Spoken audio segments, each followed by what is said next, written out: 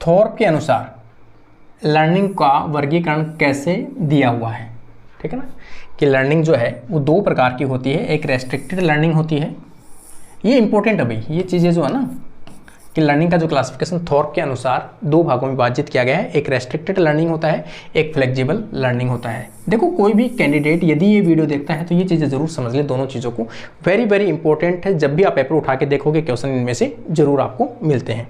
Restriction learning जो है आपको मैं पहले ही बता देता हूँ, दो प्रकार के व्यवहार हैं। कोई भी बच्चा जो जन्म लेता है, जन्म लेने के बाद में उसके लाइफ में कोई ऐसा पीरियड, ऐसा क्रिटिकल पीरियड, सेंसिटिव पीरियड आता है जिसके अंदर वह सबसे ज़्यादा सीखने की प्रवृत्ति रखता है और एक बार सीखा गया व्यवहार उसके लाइफ टाइम तक चलता है, उसे कहते हैं रेस्ट्रिक्टेड, उसको चेंज नहीं कर सकते आप। अगर किसी ने, बच्चे ने किसी को एक बार जन्म के बाद में और जब उसका क्रिटिकल पीरियड गुजर रहा हो उस टाइम में उसने किसी चीज़ को नोटिस कर लिया तो वो कभी भी उसके दिमाग से नहीं निकलता है। चाहे आप अपने ह्यूमन की बात करते हैं, किसी बच्चे के माइंड में कोई ऐसी चीज़ घर कर गई है छोटे बचपन में ही, तो वो उसके लाइफ में कभी भी निकलती नहीं है। सेम इसी प्रकार से अलग अलग प्राणी, अलग अलग जो एनिमल्स हैं, उन सब में अलग अलग बिहेवियर के रूप में क्रिटिकल एक पीरियड आता है, उसके अंदर वो व्यवहार सीखने की क्षमता सबसे ज़्यादा रखता है और वो लाइफ टाइम तक रहती है, स्टेबल रहती है, उसमें कोई चेंजेज नहीं हो सकता है, नॉन फ्लेक्सिबल होता है ये। इसका एग्जाम्पल आता है इम्प्रिंटिंग। ऐसे बिहेवियर को क्या कहते हैं, इम्प्रिंटिंग बिहेवियर के नाम से जाना जाता है। इसके अलावा लाइफ में कई चीज़ें अपन ऐसे सीखते हैं जो सीखते हैं भूल जाते हैं, सीखते हैं भूल जाते हैं। किसी व्यवहार को बार बार दोहराते हैं तो वो परमानेंट याद रहता है, अदरवाइज उसको भूलते जाते हैं। ऐसे व्यवहार को अपन क्या कहते हैं, फ्लेक्सिबल व्यवहार कहते हैं। ये पूरी लाइफ टाइम तक चलता रहता है। जैसे फ्लेक्सिबल व्यवहार, कई बार तो एग्जाम्पल ये पूछा जाता है कि फ्लेक्सिबल व्यवहार के एग्जाम्पल कौन से हैं, तो आप हैबिचुएशन है, लेकिन इसका याद रखना रेस्ट्रिक्टेड लर्निंग बिहेवियर का केवल एक ही होता है, इम्प्रिंटिंग, है ना। तो यहाँ पे हैबिचुएशन, किसी भी चीज़ के प्रति आप क्या हो जाते हो, हैबिचुअल हो जाते हो, आदत लग जाती है आपको, हैबिचुअल हो जाते हो, तो वो किसका, फ्लेक्सिबल है, छूट सकती है वो चाहो तो। कंडीशनल रिफ्लेक्स और क्लासिकल कंडीशनिंग, ये भी इसी का एग्जाम्पल है। ट्रेल और एरर, मतलब जो भी आप ट्राई करते हो, ट्राई करने के बाद त्रुटि आती है उसको वापस से सुधार करते हो, है ना। इंस्ट्रूमेंटल ऑपरेटिंग कंडीशन, ये भी यही है। लेटेंट लर्निंग, ये गुप्त अभिव्यक्त ज्ञान। इनसाइट लर्निंग और रीजनिंग, ये एग्जाम्पल मैंने सभी लिखे हैं। कई बार एग्जाम में इनमें से पूछा जाता है कि फ्लेक्सिबल लर्निंग के अंदर कौन से कैरेक्टर्स आते हैं, कौन से व्यवहार आते हैं, तो याद रखना है। और रेस्ट्रिक्शन व्यवहार जो होता है, रेस्ट्रिक्टेड लर्निंग जो होता है, उनमें केवल एक ही व्यवहार आता है, इम्प्रिंटिंग बिहेवियर कहते हैं, ठीक। पहला आप देखोगे, जैसे यहाँ पे पहला आता है रेस्ट्रिक्टेड लर्निंग। रेस्ट्रिक्टेड लर्निंग का मैंने आपको पहले ही बता चुका हूँ कि अगर एक बार कोई व्यवहार किसी के माइंड में सेट हो गया किसी बच्चे के, तो वो वापस से चेंज पूरी लाइफ टाइम तक चेंज नहीं होता है। प्रतिबंधित अधिगम के नाम से जाना जाता है। ये अधिगम जाति विशेष तथा विशेष प्रकार के होते हैं, जो एक बार किसी जाति विशेष में उत्पन्न हो गए तो उनमें कोई भी चेंजेस नहीं होते हैं। जैसे हायर एनिमल में इम्प्रिंटिंग, ये इसका बेस्ट एग्जाम्पल है। अब देखेंगे फ्लेक्सिबल लर्निंग। फ्लेक्सिबल लर्निंग का मैंने बता ही दिया कि ये व्यवहार जो है वो टाइम के साथ में चेंज किए जा सकते हैं। ये लचीला व्यवहार कहते हैं, इसे परिवर्तनशील कह सकते हैं, है ना। यह है अधिगम जो भविष्य के अनुभवों के अनुरूप परिवर्तन होते रहते हैं। जैसे आपके अनुभव आपके लाइफ से गुजरेंगे वैसे वैसे ये व्यवहार है वो चेंज होते रहते हैं। अर्थात बदलती परिवेश, आपका बदलता एनवायरनमेंट, परिस्थितियों में यह व्यवहार चेंज हो सकता है या भिन्न भिन्न हो सकता है, ठीक है ना।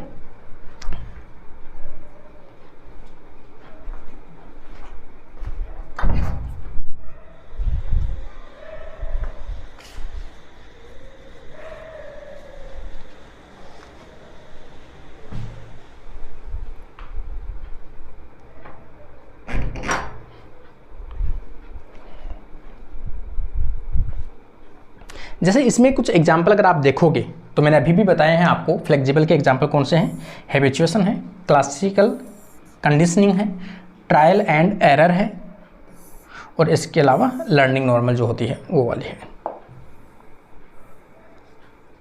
आगे आप देखोगे concept of imprinting, very very important topic.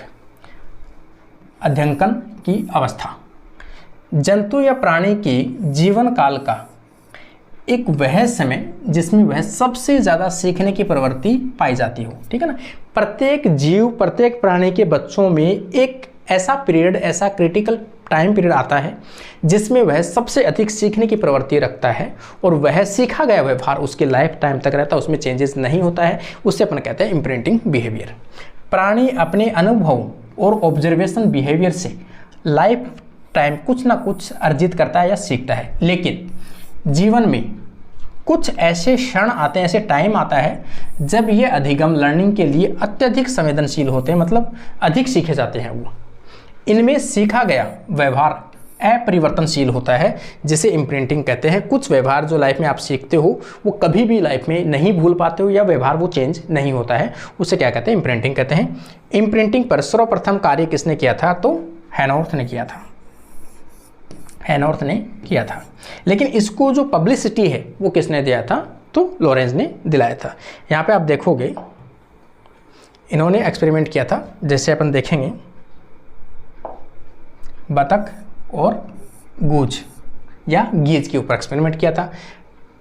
हैरोथ के प्रयोग को कोनार्ड लॉरेंज, जिसे फादर ऑफ इथोलॉजी के नाम से भी जाना जाता है, इन्होंने वापस एक्सपेरिमेंट किया और उन्हें इस एक्सपेरिमेंट को आगे बढ़ाया 1903 से लेकर 1989 तक, और इम्प्रिंटिंग शब्द का प्रयोग किया। ठीक है ना, ये कई बार नाम आ चुका है, एग्जाम में क्वेश्चन भी पूछा जा चुका है, मैंने यहाँ पे लगा भी रखा है। आरपीएससी में पूछा गया प्रश्न है कि पहली चीज़ तो इम्प्रिंटिंग टर्म किसने दिया है, इम्प्रिंटिंग के ऊपर सबसे अधिक वर्क किसने किया है, इम्प्रिंटिंग टर्म कौन सी बुक के अंदर मेंशन है।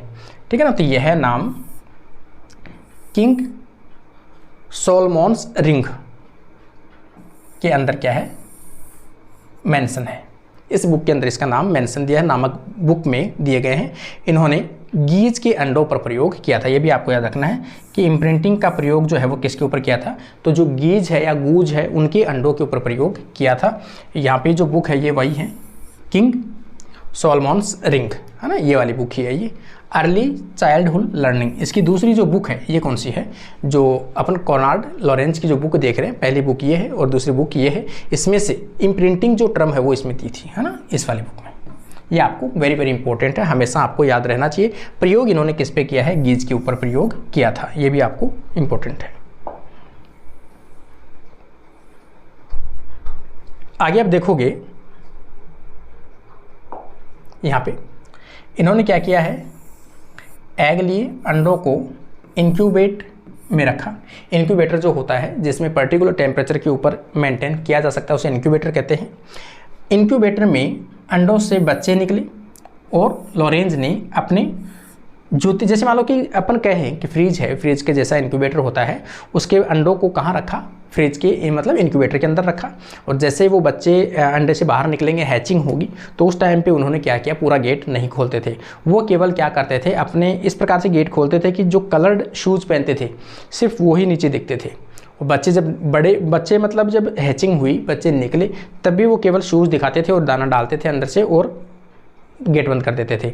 इस प्रकार से डेली वो किसको देखते थे, शूज़ के कलर को देखते थे। और उनकी जो इम्प्रिंटिंग टाइम पीरियड था उस टाइम पे उन्होंने क्या देख लिया, उसके शूज़ के कलर को देख लिया। अब जब भी वो चलते थे तो वो शूज़ का पीछा करते थे, क्योंकि वो उनके माइंड में फीड हो चुका था। अब वो शूज़ किसी भी व्यक्ति को पहना दो, लेकिन वो सिर्फ शूज़ का पीछा करते हैं, व्यक्ति से उनको कोई मतलब नहीं था। ये एक्सपेरिमेंट किसने किया था, तो लॉरेंज ने किया था। ठीक है, वो बच्चे हमेशा लॉरेंज के जूतों का पीछा करते थे या उनके पीछे पीछे चलते थे। इसी अंडों को कहाँ रखा, गूज के मदर के पास में रखा था। अंडे से निकलते हैं, माँ, ये बच्चे जो किसको देखते हैं, गूज को देखते हैं, अपनी माँ को देखते हैं। तो ये बच्चे किसके पीछे करते हैं, हमेशा अपनी माँ का पीछा करते हैं। मतलब अलग अलग जीवों के जो बच्चे होते हैं उनमें अलग अलग क्रिटिकल पीरियड होता है। किसी में जन्म के आधे घंटा होता है, किसी में 2 साल होते हैं, किसी में 1 साल, किसी में 10 मिनट, ऐसे होता है, अलग अलग टाइम पीरियड होता है कि उसमें वो सबसे ज़्यादा सीखने की क्षमता